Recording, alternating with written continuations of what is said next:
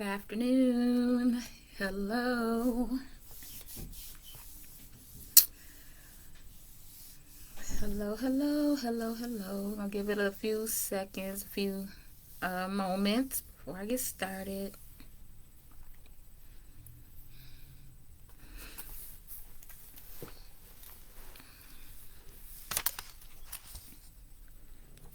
Hope everybody's having a splendid Friday afternoon. I'm done with work. My weekend has officially started.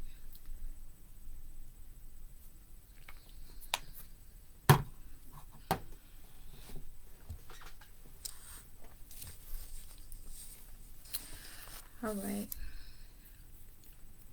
So I'm about a minute in. I'm going to go ahead and get started. As you come in, whether live or on the replay, share the video, invite others to watch it, because what I'm going to talk about in this video is going to be rich, and it is going to be for the equipping of the ladies, because I did put in the title that it's for the ladies. Ladies, this is for you, okay? As you come in, let me know where you're tuning in from, and like I said, like and share this video. Real quick, I'm gonna talk about identity. And it's very important to know who you are, whose you are, because if you don't, you'll seek it in other ways, in unproductive ways, in ways that aren't healthy or good for you. Okay. And for many women, what that looks like is seeking out a husband. Okay. So I'm going to take it back to the book of Genesis, and I'm going to talk about Adam. We know that, God created everything. He created the Garden of Eden, but then he noticed that he had no one to tend to it. So then that caused him to create man. He created man. Hi, George. He created man for the purpose of tending the garden, but then he looked around and he said, it's not good for man to be alone. So I'll create a helper suitable for him. And so he created the animals, and as he created the animals, he rated them to Adam, and as they went before Adam, he named them, and whatever he called them, that's what they were. And then so God said, well, none of these will work. So he put Adam to sleep. He took a rib. He created the woman, woke Adam up, and presented the woman to him, and Adam named her. He said, this is now bone of my bone and flesh of my flesh. You should be called woman. So Adam told her who she was. You are woman because you came from man. And so from this, we gather that where identity comes from is man. It's from the man, okay? And when we look at it as we're growing up, our identity as women, as little girls, we should be getting our identity from our fathers.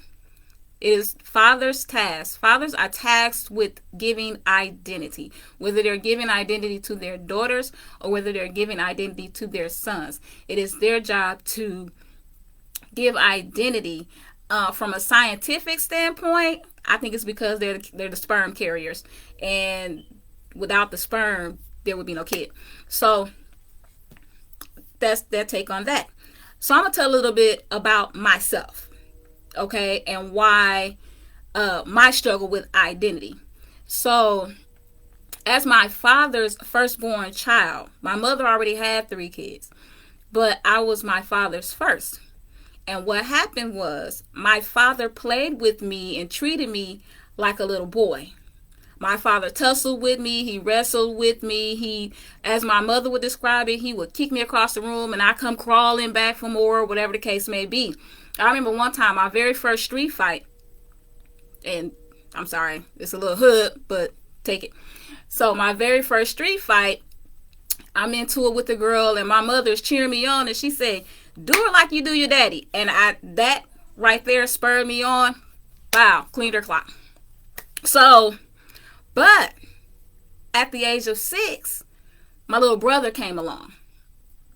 And so my role then, from being what I like to call my father's firstborn son, Even though I was a girl, my role turned from being that to protector because and caregiver, because now my role became taking care of my little brother. I had to take care of my little brother. I had to look out for my little brother. I had to protect my little brother. I recall once that there was this boy down the alley picking on my little brother, and I beat this little boy up like clean as clock. He even picked up a brick and threw the brick at me. I stood there, I waited, I let him throw the brick, and I cleaned his clock. But the thing about that was my dad stood there and watched me fight this boy on behalf of my little brother. Instead of him stepping in as the father and as the one that's supposed to do the protecting and caregiving, he stood back and watched me perform his job in protecting my little brother and being a caregiver. A lot of times growing up, it would just be me and my little brother. Like my mom would leave, or we would come home from school and she wouldn't be there, or she would leave, or whatever case may be. But then when my dad came home from work, it was his responsibility then to go find her. And so then there was me and my little brother.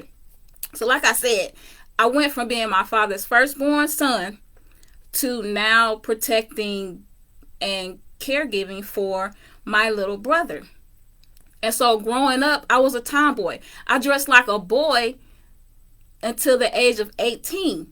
So becoming an adult, what ended up happening is in my quest, because I always knew I would be married. I always knew this. In my quest for a husband, part of the reason why I was searching for a husband so hard and so desperately was because I felt like being attached to a husband or having his last name would give me a sense of identity, that people would respect me more or place more value on me if I was identified by being attached to a husband.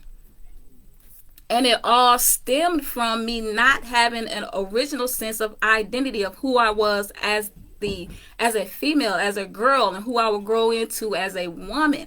I had no sense of identity. I didn't know how to function in the female role, even in romantic relationships with guys. I was the dominant person in the relationship. I was the aggressor. I was the one that provided and protected. I took on those roles because I didn't know how to maneuver in the feminine role and in the feminine energy. And again, it stems from not having a true sense of identity. But what ended up happening is I ended up learning my identity in God. I ended up learning that I am complete in God, that I am loved, that I am thought of, that I do have value and worth, and that I don't have to have a man attached to me for that.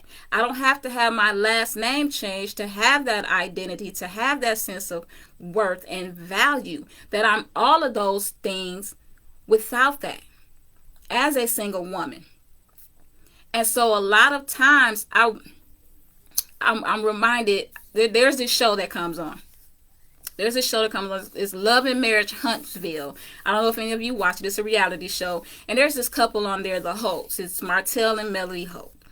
And I'm thinking about them today because I was watching a interview with him and Dr. Heavenly, and he was on there and he's, ranting and raving about his wife. I guess they're going through a divorce or whatever the case may be. But I begin to think about his wife. And during the season, I remember her having a counseling session where she was talking to the counselor and she was detailing out how her father was not there for her growing up. And so here we have an example of a woman where her father was absent. And so there's no sense of identity. And so now she's in this marriage where she's trying to find herself, find her sense of purpose, but she's married to a man who also didn't have his father. And so his identity is kind of jacked up. And so you have two people together who are having this identity crisis. And they're looking for their father in each other. And it's not working out, and they're butting heads.